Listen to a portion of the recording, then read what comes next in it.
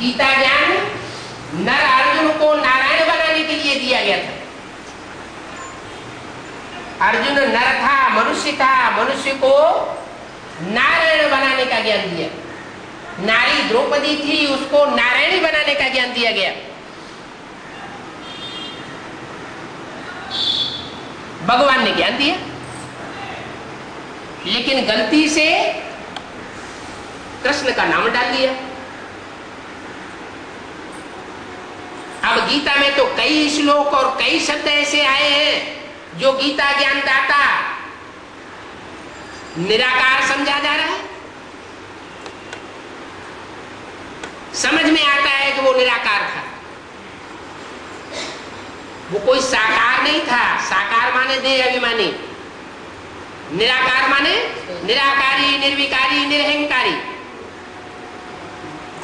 तो रूपक बनाए दिया है, समझने वाले समझ सकते हैं कि वो अर्जुन के रथ में आया। दूसरी तरफ शास्त्रों में लिख दिया है, शरीरम रथम विद्धि इंद्रियाणि हयान्याहु। शरीर को रथ समझ, इंद्रियों को घोड़ा समझ। तो साबित हो गया ना कि जिस रथ में भगवान आया वो रथ अर्जुन का रथ था, माने शरीर रूपी रथ था। उस शरीर रूपी रथ में प्रवेश करके वो सुप्रीम सोल शिव निराकार ने पुरुषार्थ का अर्जन कराया, कमाई कराई। अभी वो कमाई करा रहा है। कौन सी कमाई?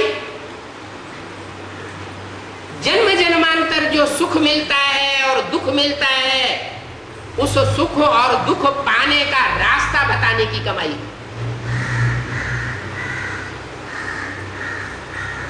गीता में कर्म अकर्म विकर्म की गति समझाई गई है। ये कर्म की गुह्य गति भगवान के सिवाय कोई नहीं समझा सकता, और गीता के सिवाय कोई नहीं समझा सकता। कुरान, उसमें कर्मों की गुह्य गति के बारे में कुछ भी नहीं, बाइबल में भी कुछ भी नहीं है, सिर्फ गीता है, वो भी मनुष्यों की लिखी हुई है।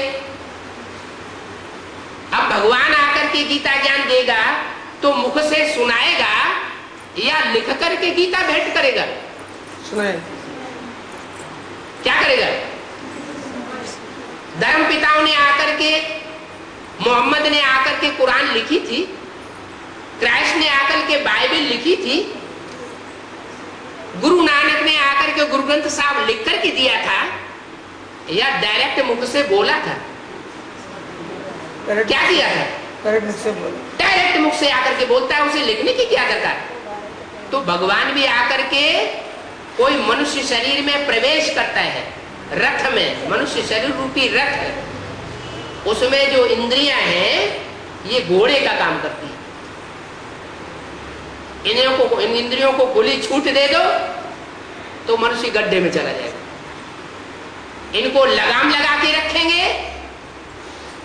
तो शरीर रूपी रथ सही काम करेगा, बीमार भी नहीं पड़ेगा, समाज की नजरों में भी श्रेष्ठ रहेगा, भगवान की नजरों में भी श्रेष्ठ रहेगा।